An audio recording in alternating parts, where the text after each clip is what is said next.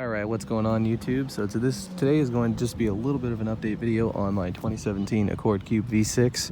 So as some of you may have known, I have had this car for about a month now, and I've done a couple of things to it, so I just want to go over those now.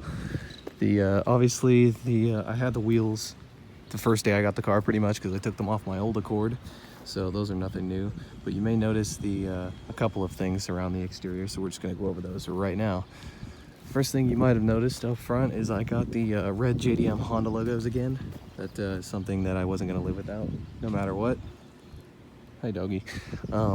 So I got those because I generally like the look, and they're just, I wanted those back. I couldn't really pull those off my last car because the adhesive wouldn't have stuck right, but these are the actual legitimate Honda JDM logos, not the eBay ones like I had before.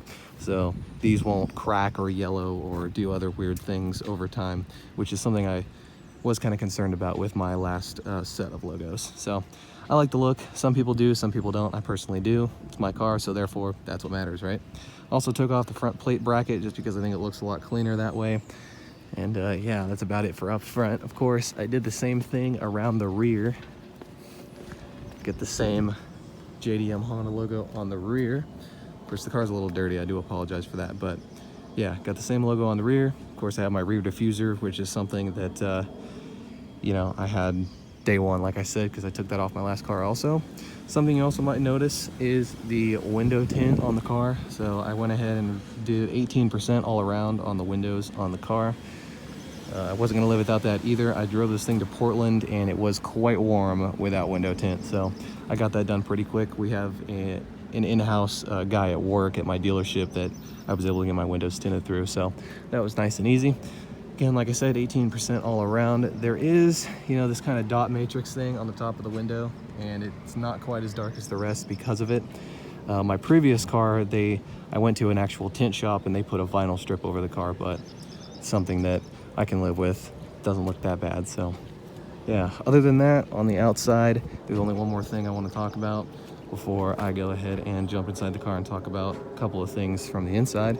I did get the Borla exhaust again. This is the same one I had before, the Borla axle back, and so I put that on a little while ago, a few days ago. And so of course I couldn't take that off my last car because I had to weld it on my i4, and so again, I couldn't really reuse it on this car because the exhaust is designed for the V6 and I had to kind of modify it to make the i4 fit. So it is what it is. It sounds really good, but yeah, it looks better too. So I kind of like that. Of course, I have my fresh as fuck license plate frame. I also put that on there. Yeah, that's about it for the outside. Go ahead and give one more look at the car. The lighting's not the greatest today. It's a little bit sunny out, but yeah, there you go. I think she looks pretty nice. So now I guess we can venture inside the vehicle. I apologize for the car being a little dirty. It is winter around here and it's, you know, the car's not that clean. I did clean the interior though, which is something I could do without, you know, rain affecting it. So yeah, here in the interior, everything looks pretty much the same. But one thing I did do differently is this carbon fiber wrapped center console. Now the center console in this car stock was all glossy black plastic like this, but I decided to, you know, change that because glossy black plastic is really annoying. So went ahead and did that myself.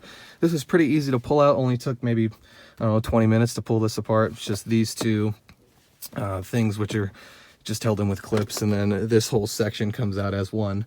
And again, that's all just a bunch of clips. So it was pretty simple. And it took me, I don't know, half hour or so to wrap this. I didn't do, I mean, when I wrapped it, it looked perfect, but now that it's been sitting in the sun and stuff, you can kind of see where it's peeling up a little bit on the corners and stuff. I mean, it ain't you know, this isn't going to win any awards, but it looks okay, especially from, you know, further back, so I'm all right with it. I previously wrapped my dashboard, and I had more or less kind of the same thing happen, though not to, you know, a certain extent, so yeah, either way, I mean, I like it a lot more than this glossy black plastic that was normally here, and it doesn't show, you know, dust or fingerprints or scratches nearly as much as the gloss black did. So that's the only really interior mod I've done. I will go ahead and start up the car. Of course, I will open the door so you guys can hear the exhaust. So there you go. I'll go ahead and give it a little rev real quick.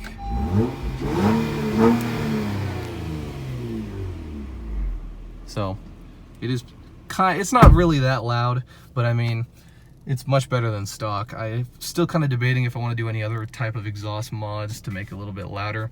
There is a J pipe that you can order for these that will make it a little bit louder, but I don't know. Eventually, I don't really have any money right now, so I'm not really going to worry too much about that right now. As you may be able to tell, we have 3,236 miles on the car as of this video. That's kind of a lot for only having the car for a month, but I did take it to Portland my first month that I had it, so, or the first weekend I had it actually, so that's where a lot of those miles come from.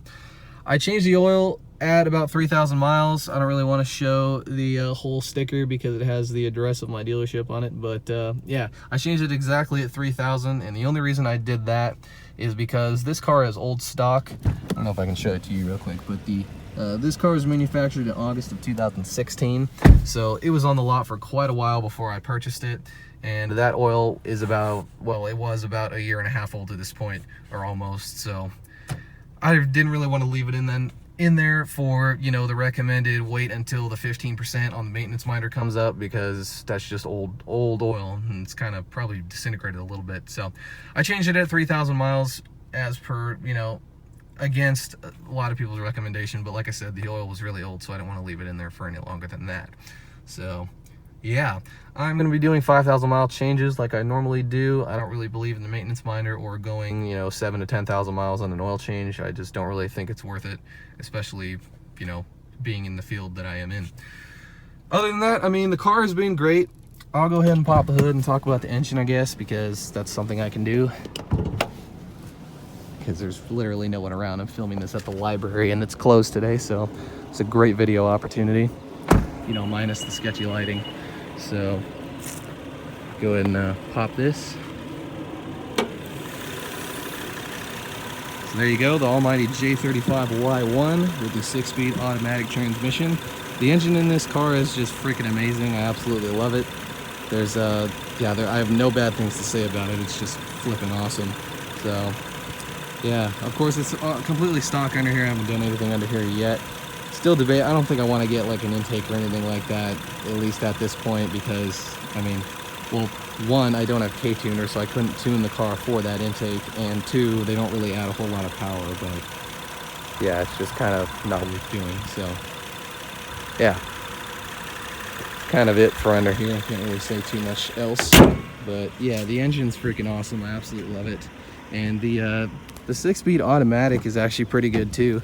As you may know that I have always had manual transmission cars.